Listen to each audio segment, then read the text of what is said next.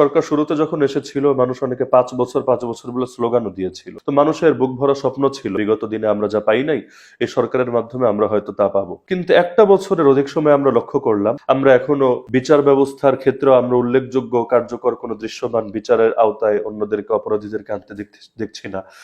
যারা অপরাধের সাথে জড়িত ছিল এখনো খুব কম সংখ্যক মানুষের বিরুদ্ধেই তারা ব্যবস্থা নিতে পেরেছে।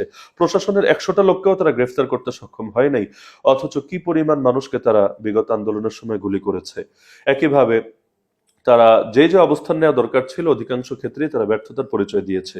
সংস্কার সংস্কার বলতে বলতে মুখে ফেনা তুলে ফেলেছে, কিন্তু আমরা দেখলাম এই সমকামী এলজিবিটি কিউর পক্ষপাতী যারা আছে অথবা ট্রান্সজেন্ডার এদের অধিকার নিয়ে কাজ করলেও এই যে 2জন বিশ্ববিদ্যালয় শিক্ষককে হুমকি পর্যন্ত দেওয়া হয়েছে, জানে মেরে ফেলার হুমকি, কিন্তু এগুলোর ক্ষেত্রে তারা নীরবতা পালন করেছে।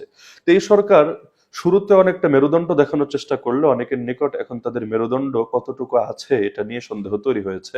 তো যার কারণে আমরা মনে করি জনগণের যদি আসলেই কোনো সরকার আসে এবং সুষ্ঠু ভোট যদি হয়, যদি এখনো সন্দেহ আছে এদেশে কতটুকু সুষ্ঠু ভোট হবে, কারণ সরকার যেভাবে একের পর এক ব্যর্থতার পরিচয় দিচ্ছে আপনারা দেখেছেন।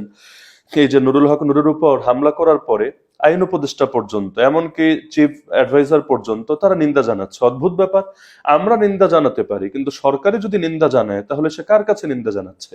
তো তাদের কাছ তো নিন্দা জানানো না, তাদের কাছ তো বাহিনীগুলোকে কন্ট্রোল করা, বিচারের ব্যবস্থা করা। তো যাই হোক, তো নির্বাচন যদি সুষ্ঠু হয় তাহলে অবশ্যই আমরা একটা ভালো কিছুর আশা করতে পারি আগামী দিনে।